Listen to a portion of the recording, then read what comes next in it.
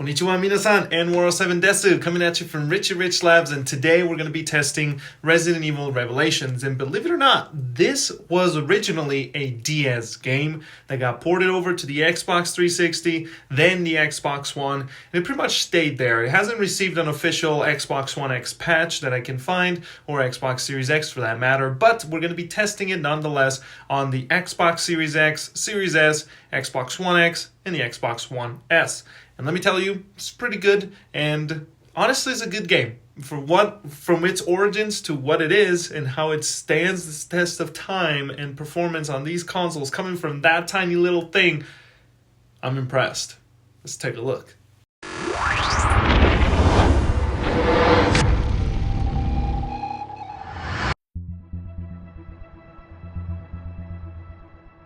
Alrighty, ladies and gentlemen, so Xbox Series X on the left, Xbox Series S on the right. As usual, 60 FPS is the target FPS for this game on the Xbox One consoles, and henceforth the Xbox Series X and S. And as you can tell, it is not perfect. I am not surprised and surprised, because the target resolution that I'm able to find online is 1080p, which is not too high, but then again, it's not low, it's standard. The thing is, based on the fact that the game is real quick, the reason why it's showing FPS below 10 whenever I pull out the scanner thing, that's because it's a bug with my software. Whenever there's inanimated lines that are not moving on the borders of the screen, it causes a bug, but that's why you'll see those drops. But you'll definitely see drops to like high 40s, low 50s whenever there's explosions, but not all the time. And sometimes it'll be like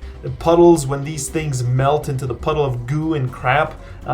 Those times, definitely those drops are more real. Those are real drops compared to the scanner thing, which is weird. But I just fail to understand what triggers the drops on this game besides the scanner thing on my software. Real drops, I don't get it. Like I'm odd as to like what triggers it, because you'll see here, I'll blow this thing up and there's no drops on the Xbox Series X at all, not even a bit.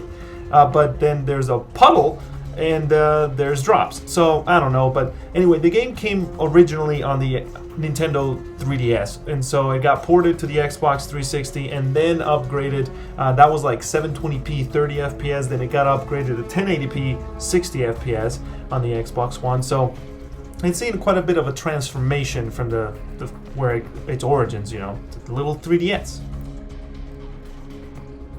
Now, over the Xbox One X on the left and the Xbox One S on the right side of things, you're looking at, again, 60 FPS, 1080p resolution as the target, and we're experiencing still drops. I think it's just the nature of the game. Even when you're shooting, like when you're aiming, you'll notice that it's a little clunky. It's definitely different than the first-person view that the 3DS would switch to whenever you're aiming down sights. So definitely, I think that the shooting has been sort of just tacked on, on top, and rather than from the ground up implemented, which to some of you who've played Resident Evil 4 will know, be like, what the heck, that's like Resident Evil 4 and Resident Evil 5 shooting. But remember, this came out from a 3DS title that went into first person for shooting and then back to a third person. So it had to be quite tacked on and messed around with. But anyway, this game came out and was well received because it came out after Resident Evil 6, which was, a brain fart and tumor of a game that Resident Evil franchise should just forget about. But if you like that game, then let us know in the comment section why. And if you agree that it was a fiasco, let me know with a like and a sub and a bell along the way so you get notified whenever I release these kinds of videos, and you support the channel so I can keep doing these games for you. Remember, let me know other games you would like me to test along the way. But anyway, and check the playlist before you do that, please. So if there's a game there, it'll be there. So the thing is, the verdict is, it's going to play pretty much well throughout all the consoles, all four of them. It'll have some drops, nothing VRR FreeSync can't take care of, unless it's those drops below 50, which is like the high 40s.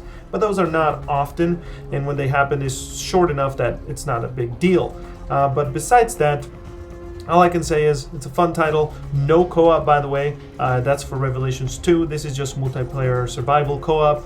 And that pretty much takes care of this game for me. I enjoyed it so far, and I think it's a pretty nice little touch of history. Until next time, I'm in War 7, and I'll catch you in the next video. Peace. Richie Rich Labs, signing off.